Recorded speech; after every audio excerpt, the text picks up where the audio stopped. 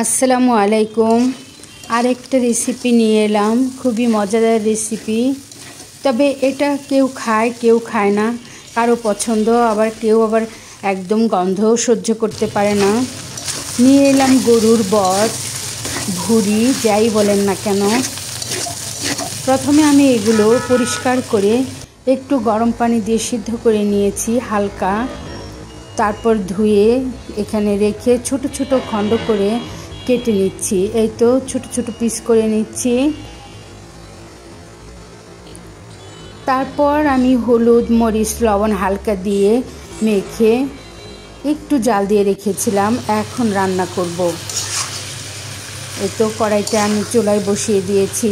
জাল করা ভুঁড়ি এটা ওই একটু গরম করে রেখে দিয়েছি রাতে।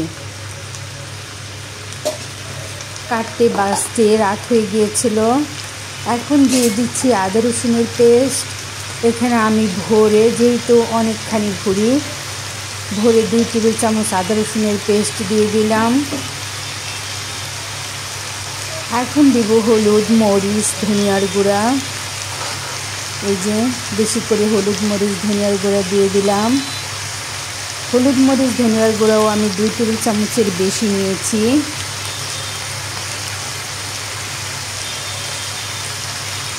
এখন এগুলো নাড়াচাড়া করে রান্না করতে থাকবো। আমি কালই লবণ দিয়ে রেখেছি, এই জন্য এখন আর লবণ। ভুঁড়ি কিন্তু নিচ থেকে লেগে যায়, এর জন্য আমি আমার এই ঐতিহ্যবাহী কড়াইটার মধ্যে রান্না করছি।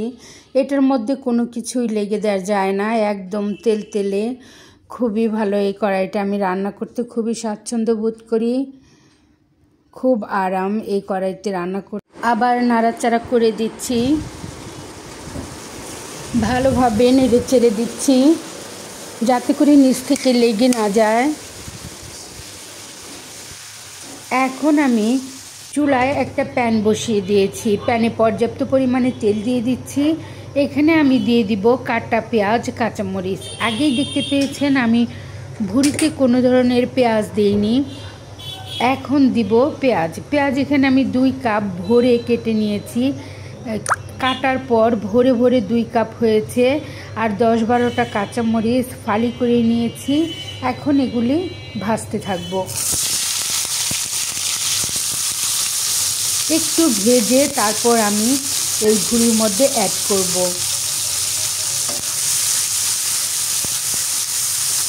এই পেঁয়াজ কাঁচামরিচের মধ্যে আমি কোনো ধরনের মশলা দিব না, শুধু দিব গোটা মশলা। গোটা গরম মশলা আমি দিইনি। এখন এখানে আমি তেলের মধ্যে ভেজে গোটা গরম মশলা ভুঁড়িতে দিয়ে দিব। যেহেতু আমি পেঁয়াজ দেওয়ার পরেও আমি বেশ কিছুক্ষণ রান্না করব, তার জন্য এখন আমি দিয়ে দিব গোটা গরম মশলা। আর সব শেষে আমি দিব গরম মশলা পাউডার। এখন এই পেঁয়াজের সাথে গোটা গরম মশলা ভেজে নিব। একটু লবণ দিয়ে দিলাম পেঁয়াজটা একটু নরম হওয়ার জন্য। যেহেতু আমি ওখানে পর্যাপ্ত পরিমাণে লবণ দিয়েছি, যতটুকু দরকার ততটুকুই দিয়েছি, তার জন্য এখানে পেঁয়াজে যতটুকু দরকার ঠিক ততটুকু দিলাম। অ্যাড করছি গোটা গরম মশলা। এখানে লবঙ্গ, দারচিনি, এলাচ আর গোলমরিচ দিয়েছি আমি। আর আমি শাহি গরম মশলা করেছি, ওটার মধ্যে সব ধরনের দারুচিনি, এলাচ, জয়ফল, জয়ত্রী, পোস্তদানা, শাহি জিরা, সব ধরনের মশলা ওটার মধ্যে আছে। এখানে শুধু কয়েকটা কমন মশলা দিয়ে দিলাম। দিয়ে নাড়াচাড়া করে পেঁয়াজটা একটু হালকা ভাজা হলেই আমি ওই ভুঁড়ির কড়াইয়ের মধ্যে ঢেলে দিব।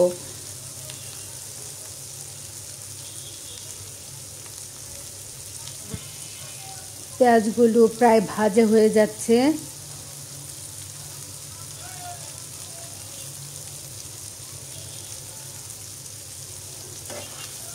যেহেতু আমি বেশি লাল লাল করব না, এই তো প্রায় ভাজা হয়ে গেছে।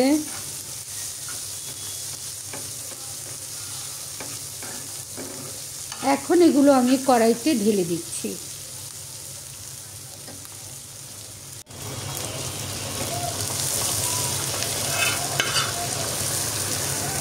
কড়াইতে ঢেলে দিয়ে আমি আবার অনেকক্ষণ ধরে ভাজতে থাকবো।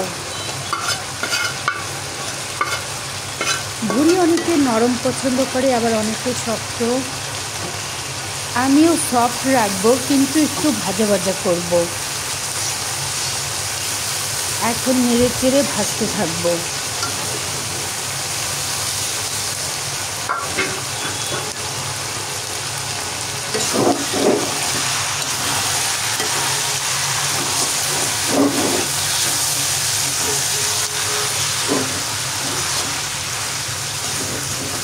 যেহেতু অনেকগুলো ভুড়ি, একটু রান্না করতে সময় লাগে, কম হলে তাড়াতাড়ি ভাজা হয়ে যায়।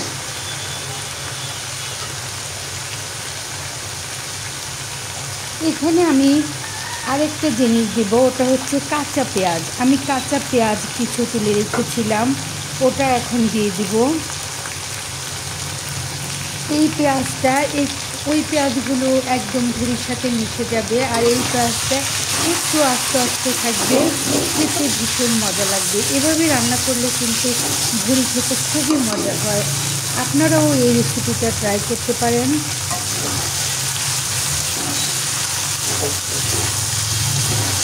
নাড়াচাড়া করে 15 মিনিটের মতো রান্না করে নিচ্ছি।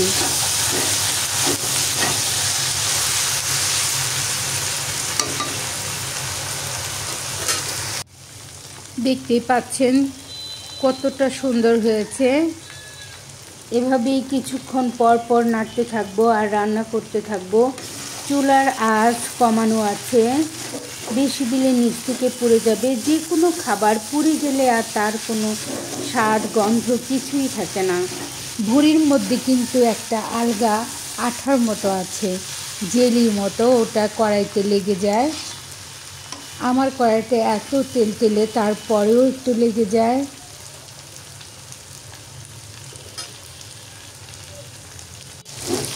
এই তো ভুড়ি ভাজা প্রায় হয়ে গেছে।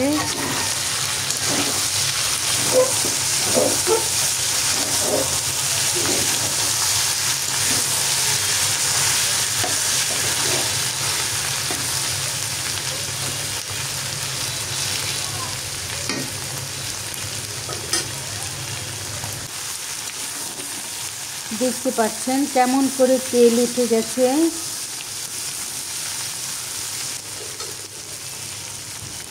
এভাবেই খুব সুন্দর করে আমি ভেজে নামিয়ে নিব।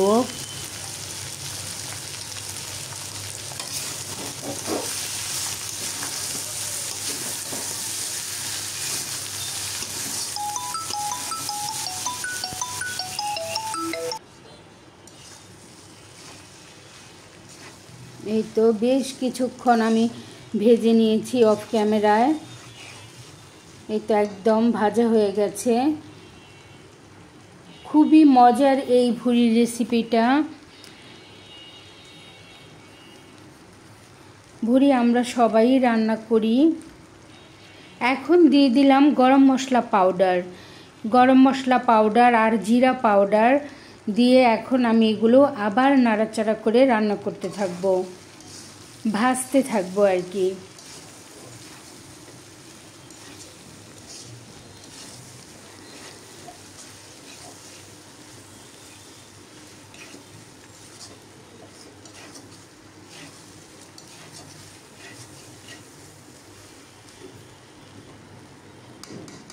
এই তো একটু ছড়িয়ে দিলাম।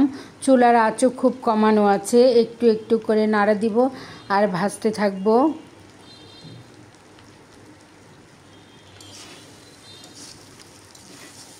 আমার রান্না কমপ্লিট।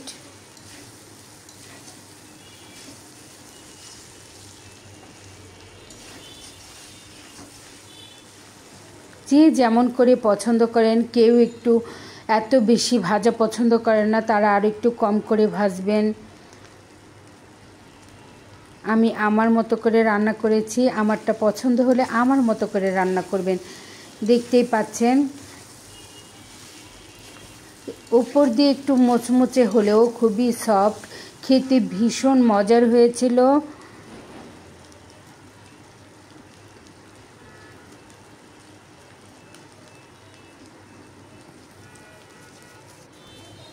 কিছুক্ষণ পর পর নেড়ে চেড়ে এই তো আমি রান্না শেষ করে দিয়েছি। এই দেখতে পাচ্ছেন কতটা ইয়াম্মি লাগছে।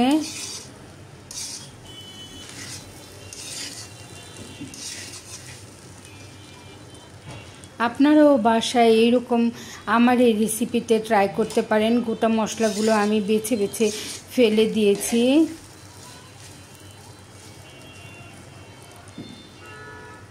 খুবই মজার হয় এই ভুড়ি রান্না। এখন আমি একটা প্লেটে পরিবেশন করে দেখাচ্ছি। এই তো দেখতে পাচ্ছেন কতটা ইয়াম্মি লাগছে, খেতেও ভীষণ মজা হয়েছিল।